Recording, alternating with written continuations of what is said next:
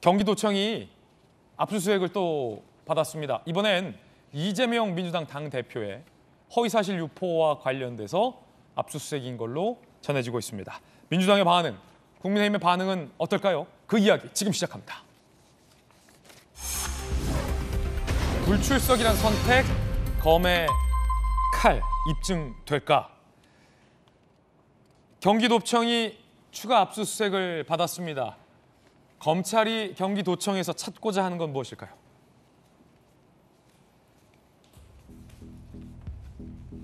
이재명 대표 경기지사 당시에 시장 재직 때 김문기 성남 도계공처장을 몰랐다라고 지난해 12월에 진술한 바 있습니다. 이번에 공직선거법상 허위사실 유포 혐의로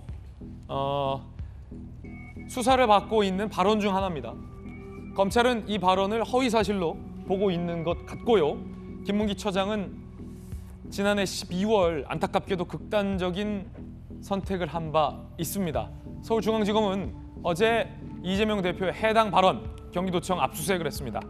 공소시효 마감 전날인 내일 이재명 의원을 기소할 것으로 전해지고 있습니다.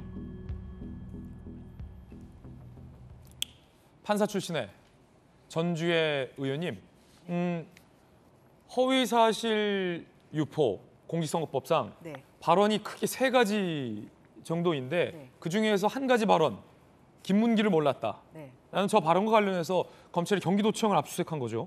네, 그렇습니다. 그리고 그거 말고도 이제 2가지가 더 있는데요. 이제 하나는 대장동 그 사업 협약서에 초과 이익 환수 이제 조항을 이제 없는데 이제 그와 관련한 이제 허위 발언을 했다 이제 요게 하나가 있고요. 그 다음에 백현동 용도 변경 관련해서 이게 국토부의 협박 탓이었다.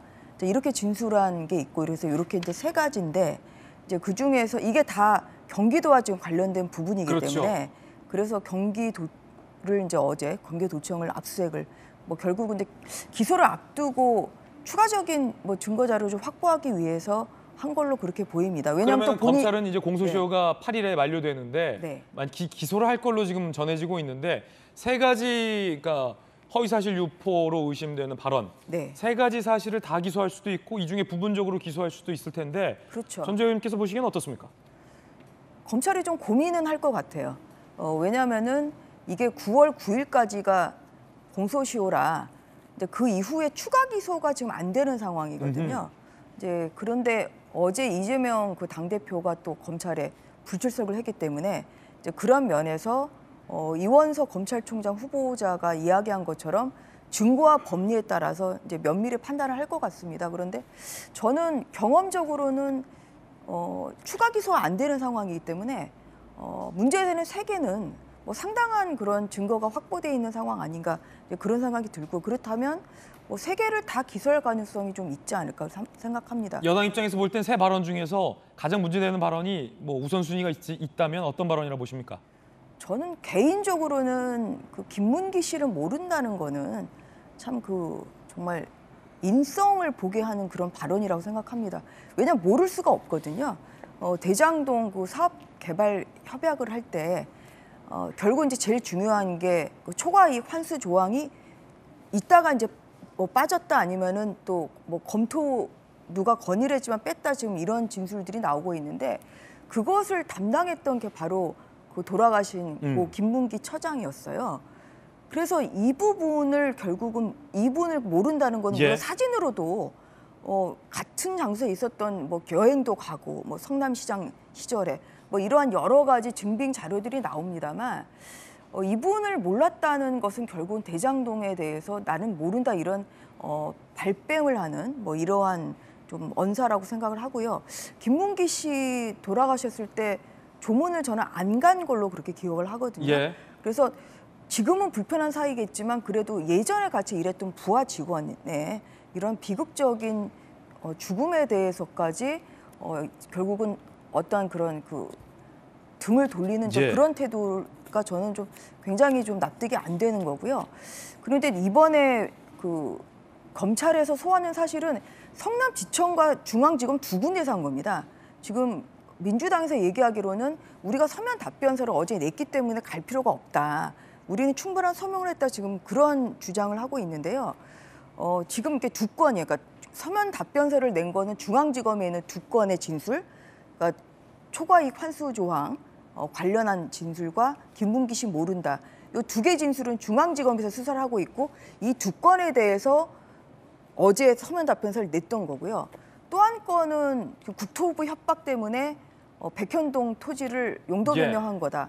이거는 제가 알기로는 경찰에서 이미 서면 답변서는 제출을 했고요. 그러면 기소 전에 충분한 소명을 듣기 위해서 서면 답변서를 냈는지와 관계없이 이재명 당대표를 어제 검찰에 소환을 한 거예요.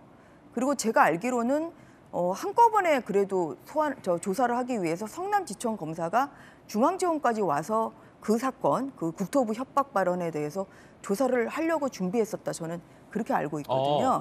예, 그럼에도 불구하고 이게 서면 답변서를 제출했기 때문에 나갈 필요가 없다. 좀 이거는 앞뒷말이 안 맞습니다. 그래서 국토부 협박에 대해서는 이미 경찰에 서면 답변서를 이미 제출을 했고요. 그러면은 검찰의 소환은 다른 의미가 있는 것이죠.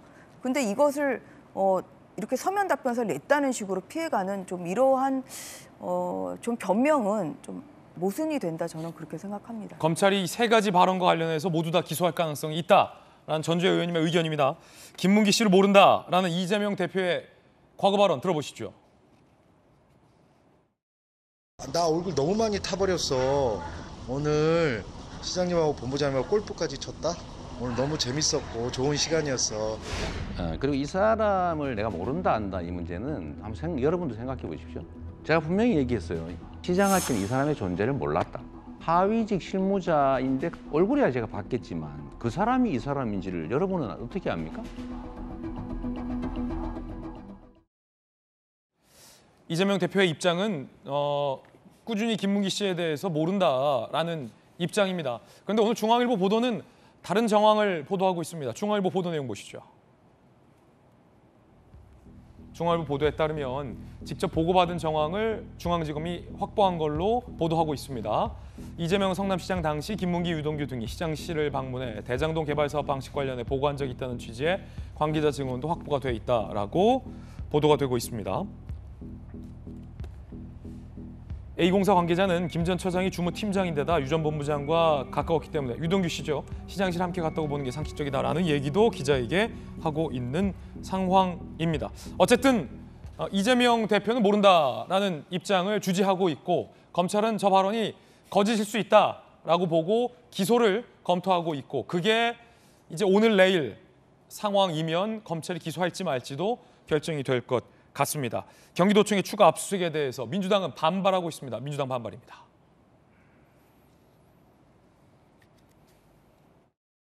지금까지 뭘 하고 있다가 공소시효 이틀 전 갑자기 압수수색을 합니까? 털어도 먼지조차 안 나오니 추석을 앞두고 보여주기식 압수수색을 하는 검찰의 태도가 참으로 정략적입니다. 검찰이 아니라 검찰당 같습니다. 검찰의 정치 탄압 수사에 당력을 모아 강력히 대응해 나갈 것입니다. 자, 전용기 의원님, 민주당은 강하게 반발합니다. 추석을 앞두고라는 표현도 있어요. 지금까지 뭐하다가 공소시효 만료를 앞두고 추석을 앞두고 망신주기 압수수색이다 이렇게 보는 건가요? 그렇죠. 사실 아는 사람들은 아는데 추석 때는 기자분들도 이제 명절 연휴를 또 쉬셔야 되니까 보도가 거의 실시간으로 되지는 않습니다. 이제 그런 측면에서 보면 기존에 나와 있던 보도들이 이렇게 되풀이되는 경우가 많은데 그런 것을 노린 거라고 저희는 보는 것이죠. 뭐 공소시효가 공교롭게 그렇게 뭐 겹친다고 하나 갑자기 추석 직전에 압수수색을 한다? 이거는 누가 봐도 사실 검찰이 정치를 하고 있다 이렇게 볼 수밖에 없는 상황 같고요. 사실 그 중앙일보 보도 조금 전에 보지 않았습니까? 그러니까 수사 상황이 지금 실시간으로 보도가 되고 있는 겁니다. 이거는 검찰에서 뭐 바로바로 알려주지 않으면 나올 수 없는 상황인데 이거를 실시간으로 보고하고 있다는 거는 결국에는 검찰이 정치를 하고 있다 이렇게 보고 있는 것이고요. 사실 많은 뭐 지금 상황들을 보면 기본적으로 기소를 전제해 놓고 기소하기 위한 명분을 쌓고 있다. 이렇게도 볼 수 있을 것 같습니다. 검찰이 그럼 언론 플레이도 하고 있다? 언론 플레이 굉장히 많이 하고 있죠. 왜냐하면 중앙일보 보도가 왜 나왔겠습니까? 지금 상황 그 자체가 하나하나 건건미 나오고 있는데 검찰이 기자를 통해서 흘리지 않았다면 이게 나왔겠습니까? 저희는 그런 데서 검찰이 정치를 하고 있다 이렇게 보고 있고요. 사실 모리 사냥터 안에 이재명 대표를 놓고 막 몰아가고 있다 이렇게밖에 안 보이는 겁니다. 사실 지금 압수수색을 경기도청을 했어요.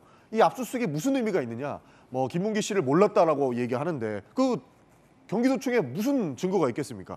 그러니까 이재명 대표의 머리를, 그러니까 뇌를 꺼내가지고 압수수색해가지고 한번 들어가 보겠다라고 하면 이해가 돼요. 아, 가능합니까? 그게 뇌를 꺼내서 압수수색하는 게? 말이 안 되는 거죠. 그러니까 안 된다, 그거는? 그거를 한다고 하면 어느 정도 진짜 알았느냐 몰랐느냐를 보고 평가하겠다라고 볼 수 있는데 경기도청에 아무것도 없는데 압수수색 왜 한 거예요? 그냥 기소하기 위한 명분을 예. 하나하나 쌓아가고 있다 이렇게 보고 있는 거죠.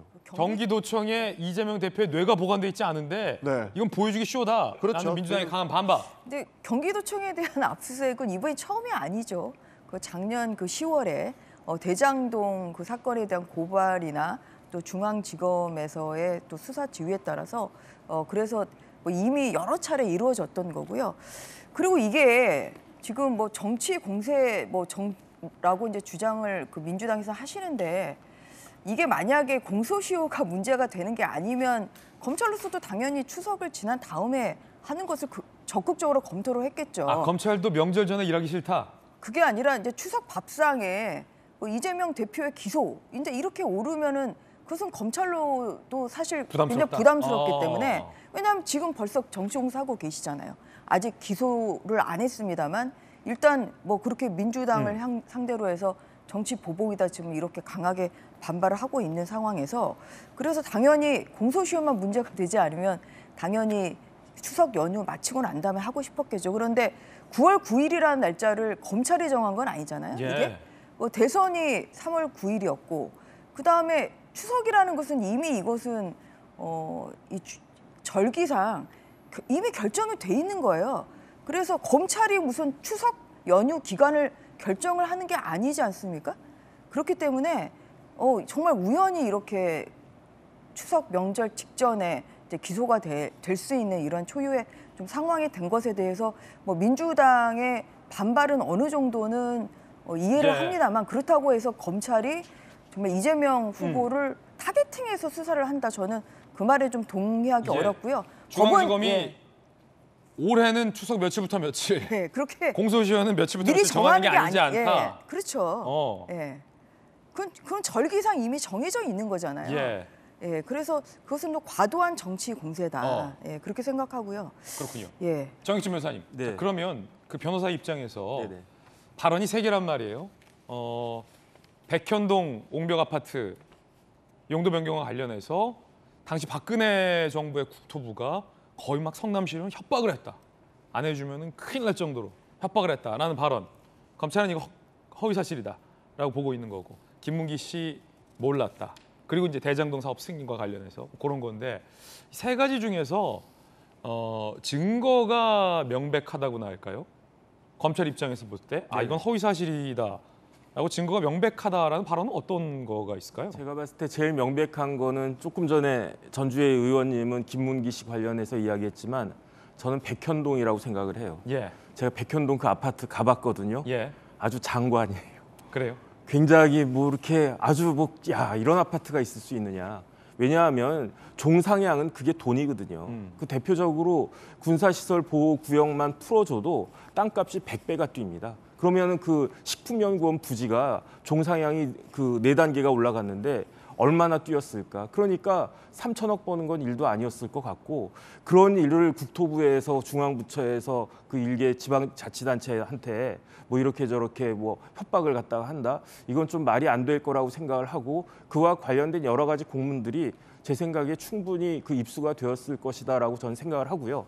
그다음 오히려 요번에 저는 조금 전에 전용기 위원님 말씀하신 것처럼 지금 내일 모레가 공소시효 도과가 되기 직전이고 적어도 오늘 내일은 기소를 해야 되는데 어제 압수수색했다. 이건 말이 안 된다고 생각을 하거든요. 경기도청 압수수색. 왜 지금 여태까지 뭐 하고 공소시효 바로 코앞에 두고 압수수색을 했느냐. 말이 안 된다라고 생각을 갖다가 하는데 곰곰이 생각해 보니까 그만큼 검찰에서 부담이 간다. 왜냐하면 공직선거법 250조에 허위사실 공표죄가 있단 말이에요. 옛날에는 이게 어떻게 돼 있냐면 그 대법원 취지가 어떻게 되어 있냐면은 허위사실을 이렇게 막 허용을 갖다 하면 사람들이 다 거짓말할 거 아니냐. 예. 그럼 유권자들이 속아가지고 투표할 거 아니냐. 이렇게 되면 선거제도 그다음에 대의민주주의 제도가 다 그 몰각이 되기 때문에 엄격하게 처벌해야 된다라는 게 기존의 대법원 판례였는데 이 판례가 바뀌었어요. 누구 때문에? 이재명 시장 때문에, 이재명 전 지사 때문에. 그래가지고 그때 그 판례가 그 아주 아슬아슬하게 바뀌었는데 어떻게 바뀌었냐면은